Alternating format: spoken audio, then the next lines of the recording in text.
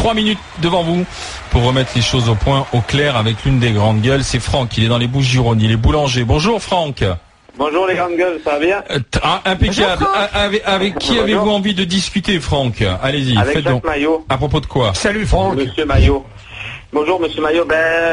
Sur l'intervention qu'il a eue tout à l'heure là sur à propos de Marine Le Pen là sur les réfugiés syriens. Donc j'aimerais savoir parce que comme il compte accueillir encore des réfugiés syriens en France, si jamais il faut. J'aimerais savoir ce que ça allait nous coûter exactement à nous. Moi je suis artisan, je paye énormément de charges. Je commence à 2h le matin, je finis à 7h30 le soir. Donc j'aimerais savoir ce que ça allait encore nous coûter si on devait accueillir encore des réfugiés. Alors, Mais de toute façon, il me semble que la France, et vous le savez, Franck, est une terre d'asile. J'ai pas dit qu'il fallait accueillir tous les réfugiés politiques syriens. D'abord, j'ai bien insisté sur les réfugiés politiques.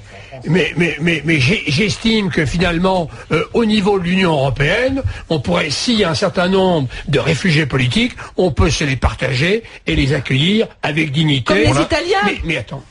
ils sont pas là. Ouais, mais déjà l'Union européenne, ils ont du mal à se décider pour savoir la taille d'une pomme. De toute façon, en Turquie, de toute façon, dans la pratique, on a très peu de réfugiés politiques et comme le fait remarquer Olivier à juste titre, ils vont essentiellement en Turquie. Et c'est là en Turquie. Exactement. Mais par contre, si on avait honnêtement, c'est pour quelques cas, mettons, quelques dizaines de réfugiés politiques. Je trouve que sur le principe et que les propos de Madame Le Pen, premièrement, qui a refusé de condamner le régime syrien et la politique de massacre. Non, elle n'a pas dit ça. Moi aussi. Il n'y a personne qui les a condamnés encore le régime syrien, puisqu'on n'a toujours rien fait contre le régime syrien, donc personne n'a vraiment condamné le régime syrien.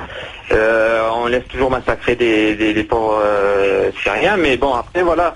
Moi, ce que j'aimerais savoir, à la limite, on n'arrive pas à avoir... Syriens, après, ça va être encore les Libyens, ça va être encore... Non, elle a condamné les assassins. Il faut être honnête, elle a vraiment condamné les assassins.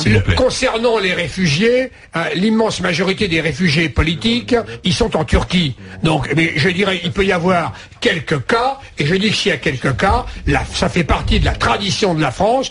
On est le pays des droits de l'homme. Bien sûr. On a l'habitude d'accueillir des réfugiés politiques. On peut tout à fait. Mais comment tu les choisis symboliquement? C'est pas fastoche.